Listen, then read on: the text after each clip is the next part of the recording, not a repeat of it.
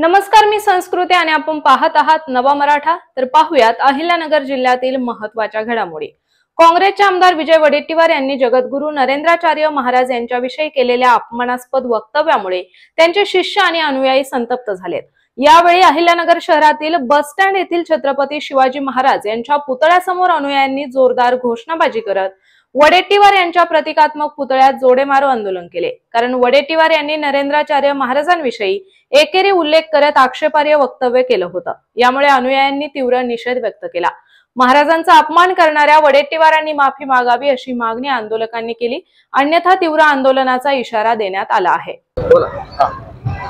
आज जगद्गुरू नरेंद्राचार्यजी महाराज यांचा विजय वडेट्टीवार या व्यक्तीने अपमान केल्यामुळे आज आम्ही सर्व हिंदू धर्मीय एकत्र येऊन आज या विजय वडेट्टीवारचा निषेध करतोय। यांनी फक्त जगद्गुरू नरेंद्राचार्यजींचा अपमान न करता यांनी हिंदू धर्माचा अपमान केलाय।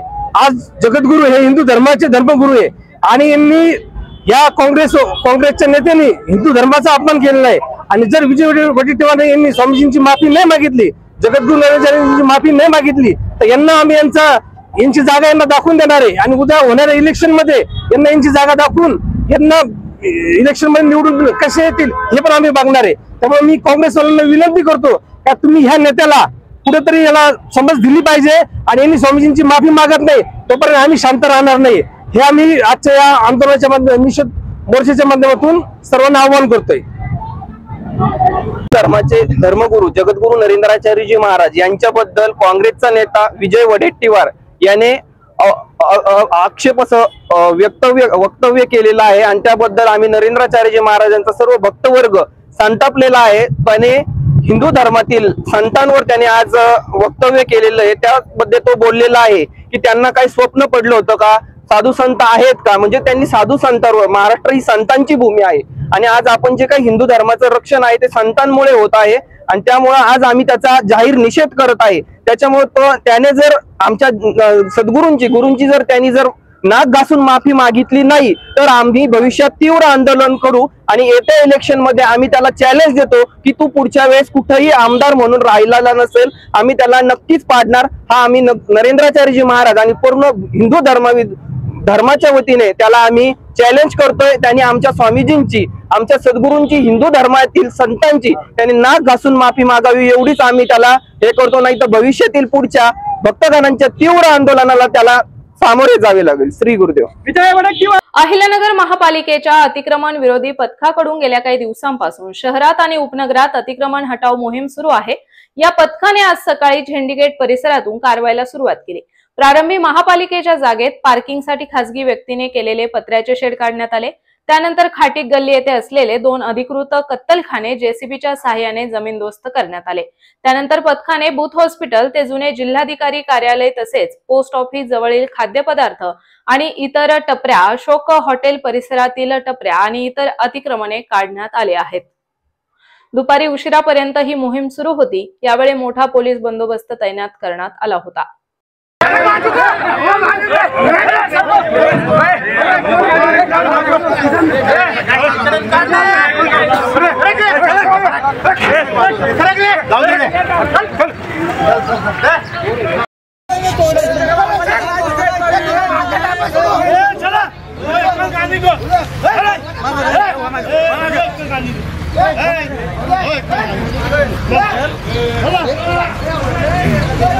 अहिल्यानगर मध्ये एक धक्कादायक घटना घडलेली आहे।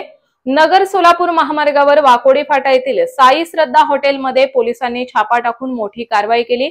या कारवाईत 14 वर्षांची बांगलादेशी अल्पवयीन मुलगी आणि पश्चिम बंगालमधील 2 महिलांची सुटका करण्यात आलेली आहे। पोलिसांनी हॉटेल चालकाला अटक केली आहे। यावेळी हॉटेलचा मालक शाहनवाज वहाब आलम हुसेन याच्यासह पश्चिम बंगालमधील 2 महिला आणि एक बांगलादेशी अल्पवयीन मुलगी आढळून आली। पोलिसांनी तिघींचीही सुटका केली असून हुसेनला अटक केली आहे। या प्रकरणी हुसेन विरुद्ध गुन्हा दाखल करण्यात आलाय। मात्र या घटनेने नगरमध्ये तणावाचे वातावरण पसरले आहे।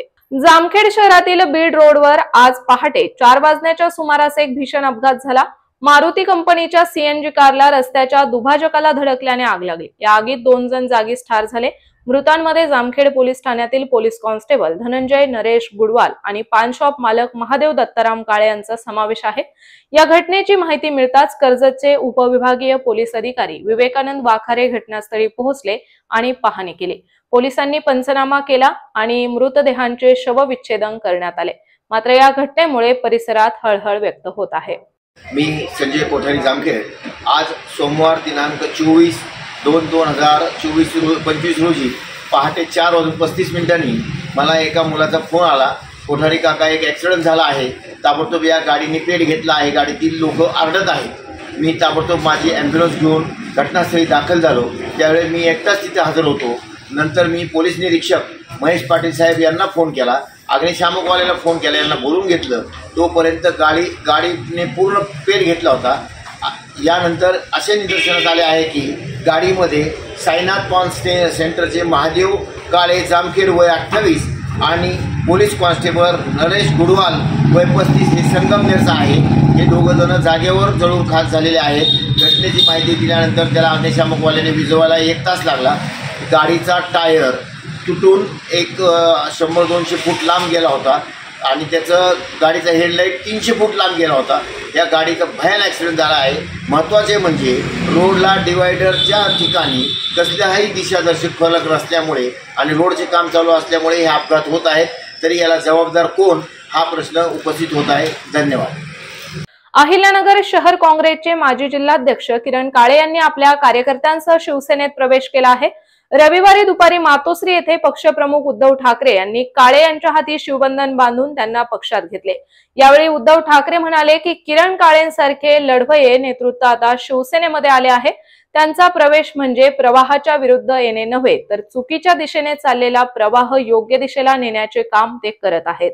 तसेच ठाकरे यांनी काळे यांचे स्वागत देखील केले।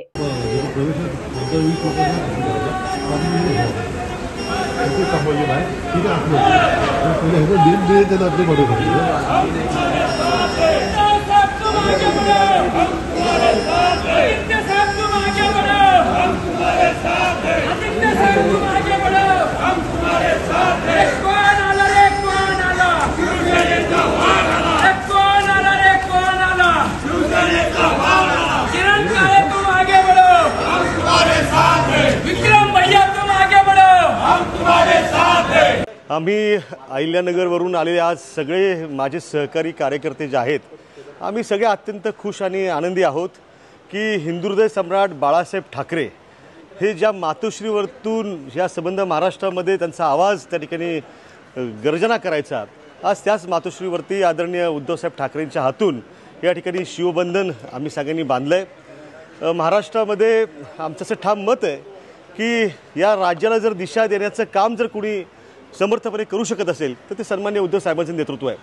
आज महाराष्ट्रामध्ये आपण पाहतोय की अनेक लोक ही त्या ठिकाणी सत्तेच्या दबावाला बळी पडून किंवा स्वतःचा स्वार्थ साधण्यासाठी त्या ठिकाणी उड्या मारतायत, बाहेर पडतायत आणि सत्ताधाऱ्यांमध्ये जाऊन सामील होत आहेत।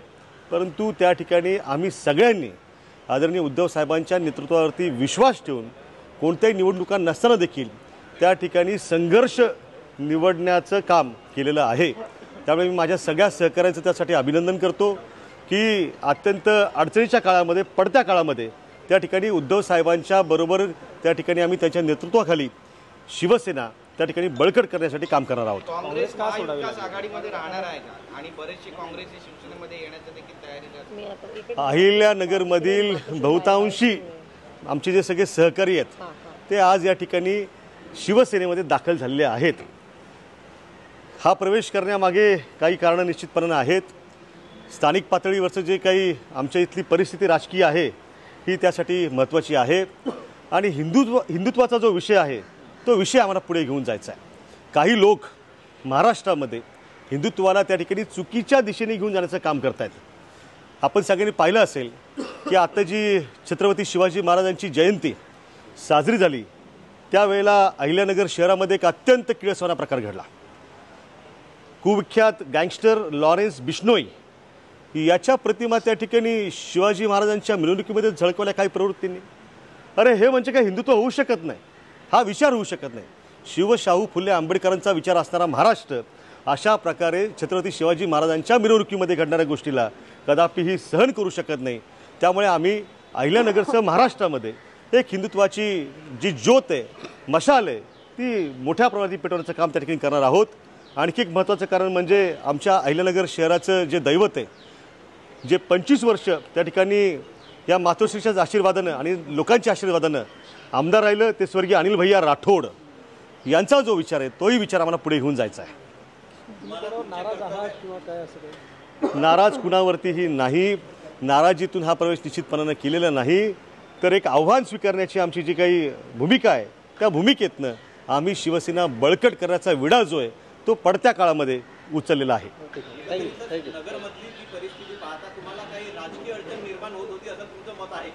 अजिबात तसली कुठलीही परिस्थिती नाही। आम्हाला हिंदुत्व आणि शिवसेना जी आहे ती अहिल्यानगर शहरासह महाराष्ट्रामध्ये मजबूत करण्याचं काम करायचं आहे। त्यासाठी आम्ही हा संघर्षाचा मार्ग त्या ठिकाणी निवडलेला आहे। जी सध्याची परिस्थिती शहरामध्ये आहे तुमच्याकडे, एकंदरीत हिंदुत्व, तुम्ही आता हिंदुत्वाच्या वाटचालीकडे निघालात काँग्रेस सोडून, खरा हिंदुत्व कुणाचा हा एक प्रश्न आहे। ज्या पद्धतीने सगळं चाललंय संबंध महाराष्ट्राला आणि उभ्या देशाला माहिती आहे की खरं हिंदुत्व जे आहे ते मातोश्रीकडे आहे। त्यामुळे काही लोक आता केवळ मतांच्या राजकारणासाठी त्या ठिकाणी बेगडी हिंदुत्वाची झूल पांघरून त्या ठिकाणी वावरत आहेत, पण त्या ठिकाणी त्यांचा बुरखा फाडण्याचं काम आमचे शिवसैनिक जे आहेत ते त्या ठिकाणी करतील आणि लोकांना सगळ्यांना सामावून घेणारं, विकासाच्या मुद्द्यावरती पुढे घेऊन जाणारं हिंदुत्व जे ते आम्ही त्यांना दाखवून देऊ। उद्धव साहेबांसोबत चर्चा झाली, काही मोठा शब्द मिळाला आहे?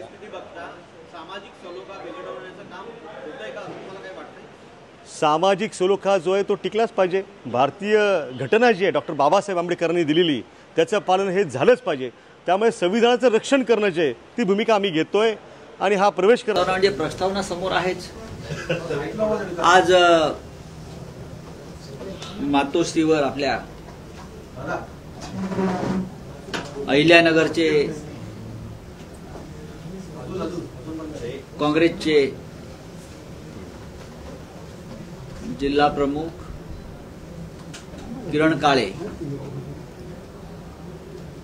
हे शिवबंधन बांधतायत आणि त्यांचा हा शिवबंधन सोहळा जो आहे अर्थात शिवसेना पक्षप्रमुख उद्धवजी ठाकरे यांच्या हस्ते होईल आणि आमचे सगळे शिवसेनेचे पदाधिकारी जिल्ह्यातले इथे उपस्थित आहेत। जिल्हा प्रमुख गाडे सर आहेत, रावसाहेब ठेवरे आहेत, विक्रम राठोड आहेत, साजन पाचपुते आहेत, दळवी आहेत, संपर्क प्रमुख आहेत, सुनील शिंदेजी, सगळे जुने नवे शिवसैनिक, असं एक वेगळा प्रवाह त्या जिल्ह्यामध्ये आता सुरू होतो। निवडणुका आता कोणत्याही नाही आहेत आणि शिवसेना ही विरोधी पक्षात असताना सुद्धा एक महत्त्वाचा राजकीय आणि सामाजिक कार्यकर्ता त्या भागातला आपल्याकडे येतोय, हे अत्यंत महत्त्वाचं आहे। त्या काळामध्ये उद्धव साहेब लोकसभेच्या काळामध्ये एक निर्भय बनवचा उत्तम कार्यक्रम आपण केला होता। सगळ्यात मोठी सभा त्या निर्भय बनव सोहळ्या कार्यक्रमाची नगरला किरण काळेने केली, तेव्हा माझं त्यांच्याकडे लक्ष गेलं होतं की इतकी मोठी। आणि त्यानंतर मला वागळ्यांचा फोन आला होता की अप्रतिम सभा या लोकांनी केली, मोठी, सगळे त्यात एकत्र होते। आज त्यांचं आपल्याकडे आपल्या कुटुंबात शिवसेनेचं स्वागत होत आहे। मी उद्धवजींना विनंती करतो की त्यांनी शिवबंधन त्यांना बांधून आपल्याकडे प्रवेश द्यावा। या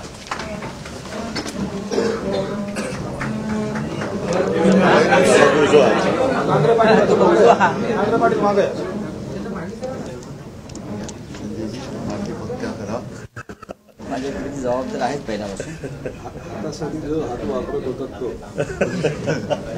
स्वागत आहे बसा। बाकीच्या ना तुम्ही सगळ्यांना ठीक आहे झालं आता जे प्रेस हा तुमच्या मनात काय प्रश्न नाही आहेत ना? नगर शहरामधले आपल्या पक्षातले बरेच नगरसेवक एकनाथ शिंदेच्या शिवसेनेत गेले, अशा वेळी ती शिवसेना नाही आहे, ती त्यांची गद्दार सेना आहे। त्याच्यामुळे गद्दार सेनेत गेलेल्यांबद्दल मी काय बोलत नाही।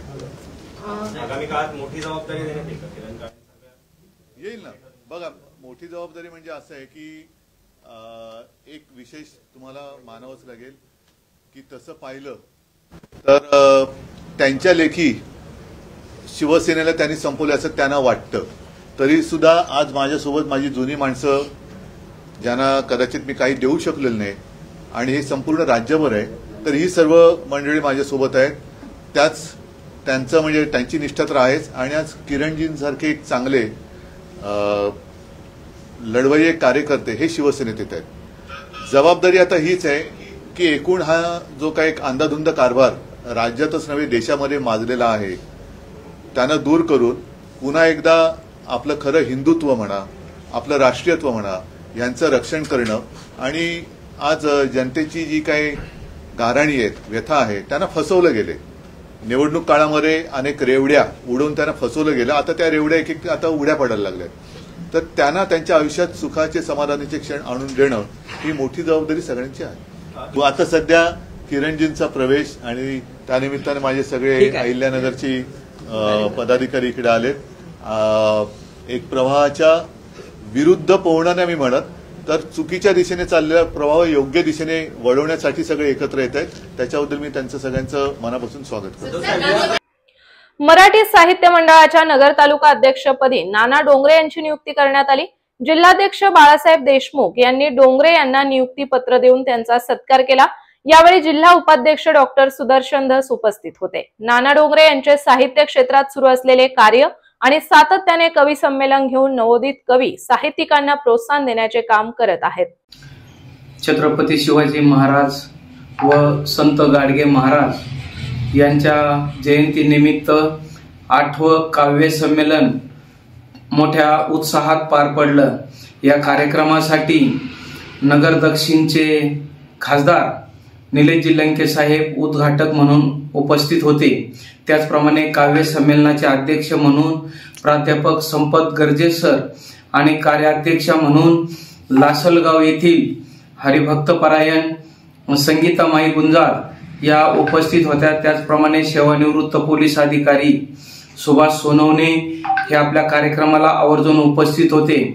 या कार्यक्रमाच्या निमित्ताने सामाजिक, शैक्षणिक, क्रीडा व धार्मिक क्षेत्रात, साहित्यिक क्षेत्रात काम करणाऱ्या व्यक्तींचा पुरस्कार देऊन गौरव करण्यात आला. त्याचप्रमाणे भाकरी या काव्य संग्रहाचे प्रकाशन करण्यात आलेले आहे आणि कार्यक्रम मोठ्या उत्साहात त्या ठिकाणी संपन्न झाला.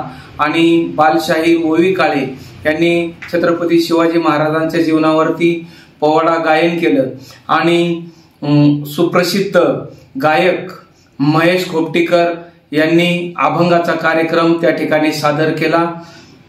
धन्यवाद. नगर जिल्ह्याचा बिहार झाला आहे असा गंभीर आरोप खासदार निलेश लंके यांनी केलाय. गुंडगिरी पद्धतीने पोलीस आणि महसूल प्रशासनाचा गैरवापर करून कोणत्याही प्रकारची नोटीस न देता नागरिकांच्या मालमत्ता जमीनदोस्त करण्याचे काम सत्ताधाऱ्यांकडून करण्यात येत असल्याचा आरोप त्यांनी केलाय. बुरानगर येथे अभिषेक भगत यांचे मंगल कार्यालय उद्ध्वस्त केल्याच्या घटनेनंतर खासदार लंके यांनी जिल्हाधिकाऱ्यांची भेट घेऊन कारवाईची मागणी केली. काल परवा जी कारवाई झाली ती अतिशय चुकीची कारवाई आहे आणि मी प्रशासनाचा धिक्कार करतो.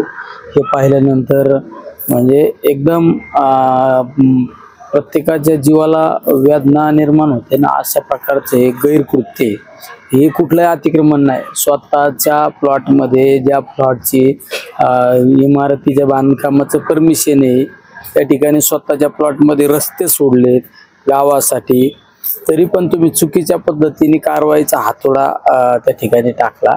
हे प्रशासनाने चुकीचं केलेलं आहे. त्या बाबतीत आता मी आमच्या वकील साहेब भगत साहेबांशी बोललो. आता मी आता येत्या अधिवेशनामध्ये हा विषय मांडणारच आहे. कारण या अधिकाऱ्यांनी ज्या अधिकाऱ्यांनी चुकीची कारवाई केली, पोलीस प्रशासनातले असो, महसूल प्रशासनातले असो, त्यांच्यावर ग्रामविकास विभागातले कर्मचारी असो, यांच्यावर कडकात कडक कारवाई नाही, यांचं निलंबन झालं पाहिजे तात्काळ.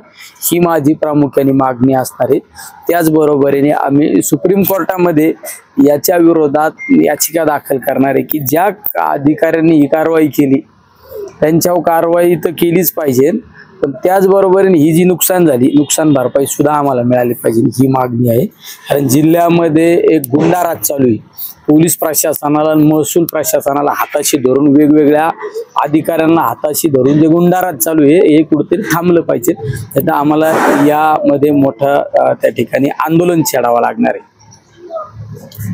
बुरानगर येथे मंगल कार्यालय आणि वडगाव गुप्ता येथे गरीब वस्त्यांवर प्रशासनाने अतिक्रमण कारवाई केली. या कारवाईत अनेकांची घरे उद्ध्वस्त झाली असून खासदार निलेश लंके यांनी यावर तीव्र प्रतिक्रिया व्यक्त केली आहे. गरिबांची घरे उद्ध्वस्त करून अन्याय करण्यात आला आहे.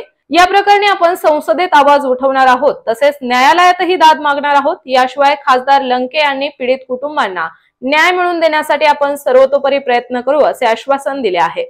त्या दिवशी जागेवर एवढं मोठं घर बसला इकडे. माझा नवरा, 2 पोरी, नवरा पण नाही, मला 2 मुलीच आहेत. फक्त मी त्यांना घेऊन कुठे जाणार आहे?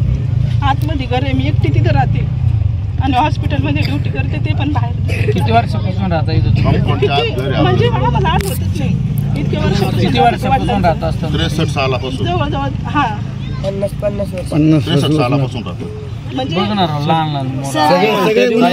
त्या दिवशी मी सांगितलं 50 माझ्या मिस्टरांचा पाय काढलेला आहे त्यांनी. आम्ही 6-7 लाख रुपये घालून घर बांधलं. भाकरी उसुसली घेतले साहेब, त्यांच्याकडे भाकरी खाऊन दिली, भाकरी उसुसली घेतली आम्ही. पोरगा वाटवर दिला टाकून सर बिल्डिंग पाडा आमच्या आम्ही बघून घेऊ म्हणले. काय काय झालं? काय भाकरीचं टोपलं फेकून दिलं बाहेर. भाकरीचं टोपलं? हा, ते म्हणे तू बाहेर होई पहिलं. प्रांत साहेब बोलले आणि डायरेक्ट JCB लावला सर तिथं. ते मी लांबच्या टोपल्या भाकरीचे फेका साहेब, फक्त ही बिल्डिंग पाडून दाखवा, आम्ही अतिक्रमण मनाने उठून जातो सर. बिल्डिंग आम्हाला फक्त एकाच भाषेत बोलले, ती एकाच भाषेत बोलले. आम्ही ही बिल्डिंग आमच्या पद्धतीने सगळ्या अतिक्रमणामध्ये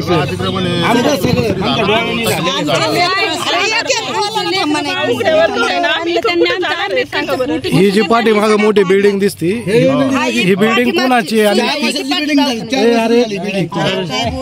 जाती जमातीसाठी वेगळा आता आपण याची लढाई कोर्टात करू. याचा आता मी संसदेमध्ये सुद्धा हा मांडतो विषय. माझं तर म्हणणं असं आहे, उलट हायकोर्टात आपण जाणारच आहे. मी 8 दिवसात मी दिल्लीला जाऊन आता मी एखाद्या वकिलाची गाठ घेतो. हा विषय डायरेक्ट सुप्रीम कोर्टात आपल्याला खेचता येतो का बघू. पण तुम्हाला एक सांगू का, एक म्हातारी मेल्याचं दुःख नाही, पण काळ सोकावलं नाही पाहिजे. आज तुमच्यासारखे गरीब लोकांना उद्ध्वस्त केलं, आमच्यासारख्या धन आणलेल्या लोकांना सुरक्षित ठेवण्यासाठी गरिबांच्या घरावर अंगर फिरवला. ही ठीक आहे. आज ना उद्या याचा कुठेतरी शाप मिळणार आहे. यांचं तर सगळ्यांची बरबादी होणार आहे. म्हणजे अधिकारी जरी म्हणतात ना आम्ही दबावामुळे आम्ही करतोय, अरे पण तुमच्या अधिकारात केलं ना, तुम्ही चुकीचं केलं ना, तुम्हाला तर फेडावंच लागणार आहे. ज्यांनी करायला लावलं त्याला फेडावं लागणार आहे. पण आज माझे गोरगरीब लोक उघडे आहेत ना, तर याला कायदेशीर लढाईच करावं लागणार आहे. आम्ही तो सगळा कायदेशीर आम्ही सगळा अभ्यास केला. अरे मंदिरं पाडले, हिंदुत्वाच्या 1100 वर्षाची परंपरा आहे. 1100 वर्षाची पालखीची परंपरा आहे. ती पालखी सुद्धा त्यांनी बुलडोजर खाली गाडली आणि तुम्ही हिंदुत्वाच्या गप्पा मारता. देवीची कमान सुद्धा पाडली, इथं सुद्धा एक मंदिर उद्ध्वस्त केलं आणि आम्ही हिंदुत्वाच्या गप्पा मारायच्या. फक्त स्वतःच्या स्वार्थासाठी हे बोलायचं. याला आपण कायदेशीर लढाई करू. एक ना एक दिवस आपल्याला कायदा आपल्या बाजूने उभा राहणार आहे. शेवट कायद्याच्याच बसणारे माणसं आहेत, तर चौकट सोडून काही करू शकत नाही. तर निश्चित तुम्ही काही काळजी करू नका. तुम्हाला जेवढं दुःख झालं ना, मी त्या दिवशी आलो नाही त्याला कारण एकच होतं, मला हे सगळं पावालं नसतं. मला पावालं नसतं. मी ऍडमिट असतो तरी आलो असतो, पण मला पावालं नसतं. आणि त्यांना हे अपेक्षित आहे मी कुठेतरी आलो पाहिजे, माझ्या गुन्हे दाखल करून माझ्यासारख्याला सुद्धा आत टाकायची डिरिंग का यांचा कट आहे. सगळा कट आहे. तुम्हाला जेवढं तुमच्या हृदयाला दुःख आहे त्यापेक्षा निश्चित 10 पट दुःख मला आहे. तर तुम्ही काळजी करू नका. ही कायदेशीर आपण लढाई लढणार आणि हीच कायदेशीर लढाई जिंकणार. आणि ज्या प्रशासनाने आपलं नुकसान केलं ना, त्याच प्रशासनाकडे भरपाई सुद्धा आपण घेण्याचा प्रयत्न करणार. आणि निश्चित ज्या अधिकाऱ्याने चुकीचं केलं ना, तू चुकीचं केलं ना, तुझ्यावर कारवाई करणार आपण. ते आपण बाईक मध्ये पण सांगितलं राहिलं कुठं अवघी अवघड्यावर झोपलेत सगळे. इथं ठोका, इथं साफसफाई करा, इथं झोपड्यात ठोका, इथं जागा. साहेब उद्या परत त्यांच्या बुलडोझर येणार आहे. उद्या आहे ना ही लेवलिंग करायला, म्हणजे आमचं जे पडलेलं आहे ना ते लेवलिंग करायला परत येणार आहे. पाथर्डी आणि नेवासा येथील महिलांना चाकूचा धाक दाखवून लुटणारे 2 चोरटे स्थानिक गुन्हे अन्वेषण शाखेच्या पोलिसांनी पकडले आहेत. यावेळी त्यांच्याकडून 3,50,500 रुपये किमतीचा मुद्देमाल जप्त केला. ही कारवाई कर्जत तालुक्यातील बेलगाव येथे करण्यात आली. तर या संदर्भात सविस्तर माहिती पाहूयात. ग्रामीण भागामध्ये महिलेला एकटी घरी पाहून तिला चाकूचा धाक दाखवून आणि तिच्या गळ्यातील तसेच कानातील सोने लुटून नेण्याच्या घटना पाथर्डी आणि नेवासा तालुक्यामध्ये घडलेल्या होत्या. त्या अनुषंगाने स्थानिक गुन्हे शाखेच्या पथकाने सर्व घटनास्थळांना भेट देऊन गुन्ह्यातील आरोपी सचिन ईश्वर भोसले याला निष्पन्न केलेले होते. पथकाने आज रोजी त्याला ताब्यात घेतलेला आहे. या गुन्ह्यात वापरलेला चाकू आणि साधारण 5 तोळे सोनं 3.5 लाख रुपये किमतीचं आरोपीकडून हस्तगत करण्यामध्ये स्थानिक गुन्हे शाखेला यश प्राप्त झालेलं आहे. 2 वर्षांकरता नगर जिल्ह्यातून हद्दपार केलेला आरोपी सोमनाथ भानुदास गीते हा विनापरवाना नगर शहरामध्ये वास्तव्य करताना आढळून आल्याने तोफखाना पोलिसांनी त्यास ताब्यात घेतले. त्याच्यावर गुन्हा दाखल केला आहे. पोलीस अधीक्षक यांनी 2 वर्षांकरता सोमनाथ गीते यास नगर जिल्ह्यातून हद्दपार केले होते. त्यानंतर देखील तो शहरात परत आला असल्याची माहिती तोफखाना पोलिसांना मिळाली. या माहितीवरून तोफखाना पोलीस पथकाने तात्काळ त्याच्या घरी जाऊन त्याला ताब्यात घेतले. तर अशाच माहितीपूर्ण बातम्यांसाठी चॅनलला सबस्क्राईब नक्की करा.